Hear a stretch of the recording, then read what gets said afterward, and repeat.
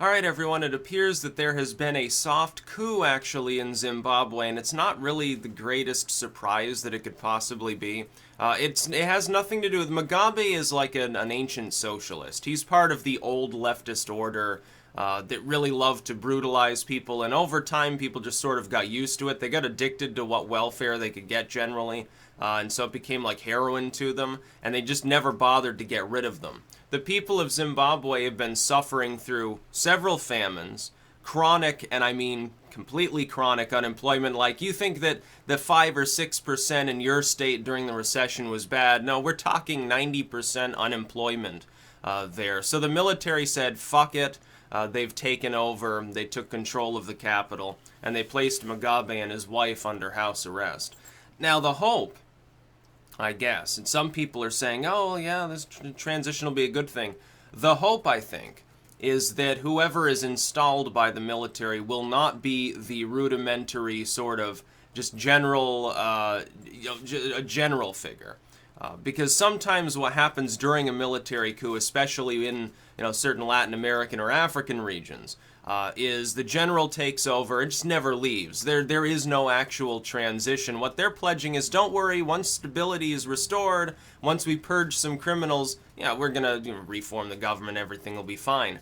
There's no guarantee that that happens. There's no guarantee that you get a situation like in Egypt where the military actually then takes a half step back and allows a normal political function, and you don't just get a ruling military class for the rest of eternity until eventually some faction overthrows them too, and you have continued instability.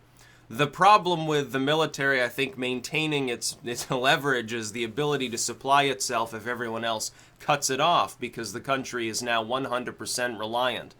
Because Mugabe kicked all the former farmers off their land over so-called racial issues. That was his excuse. Really, it was a power grab, a political power grab to put the means of production in the hands of his allies, none of which knew anything about farming. Because he chose to do that, everyone there needs foreign food. That a lot of U.S. grain goes to Zimbabwe, basically to keep people from starving. When 90% of your population is not gainfully employed, beyond scratching a meager existence on basically a surf parcel somewhere, you don't really have a functioning economy. It's kind of difficult to maintain a military as well. And the military's got to eat too. They got to be able to march and stuff.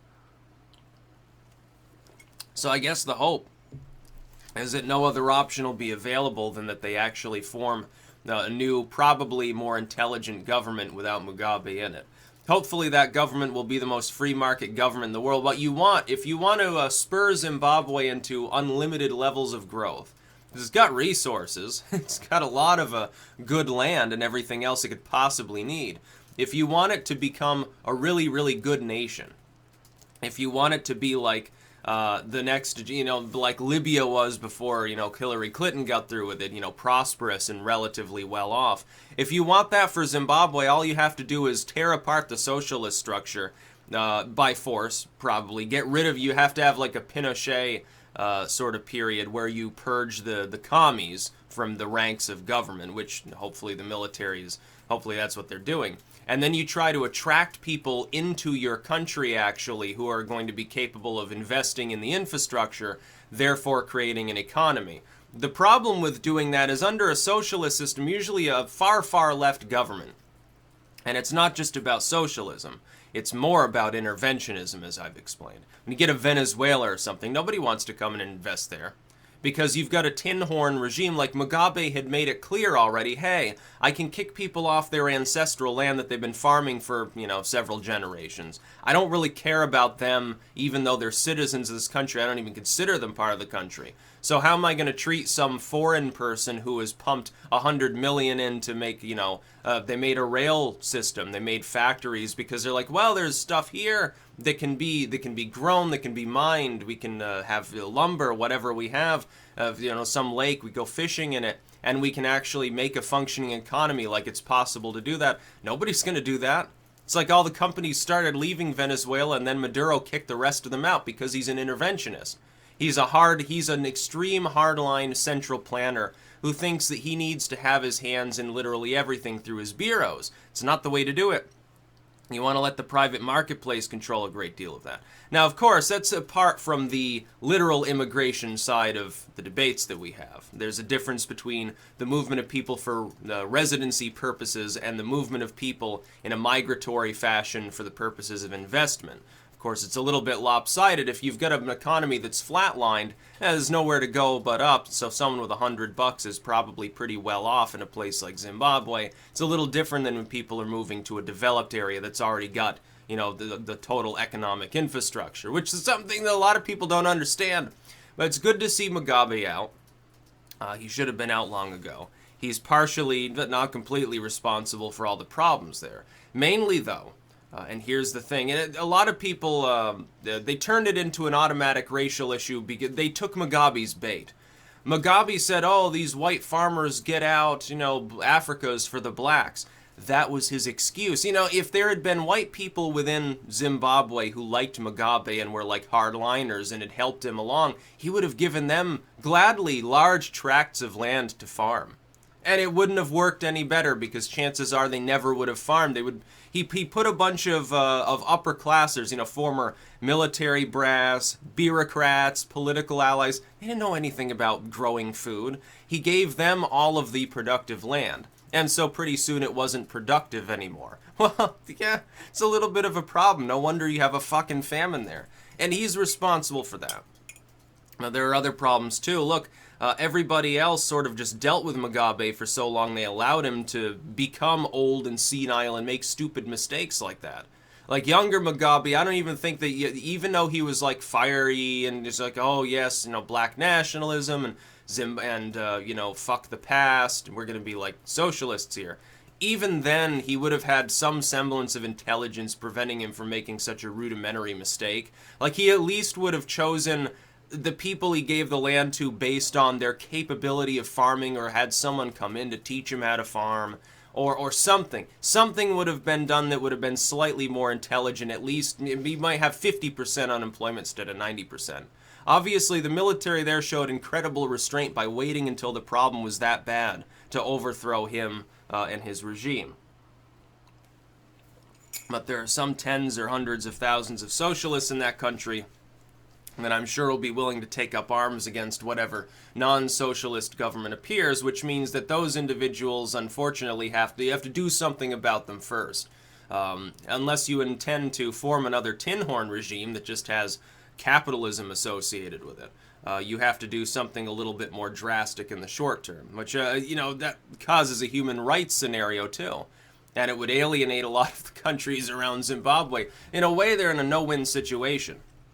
Because if they leave the socialists intact, they don't get the sort of human rights, oh, you're being genocidal side, but then you don't fix the actual problem long term. Which means that you have this problem again. You get another Mugabe, you get another famine, because some other idiot with a central planning system in place can do basically whatever he wants once he gets senile, I guess.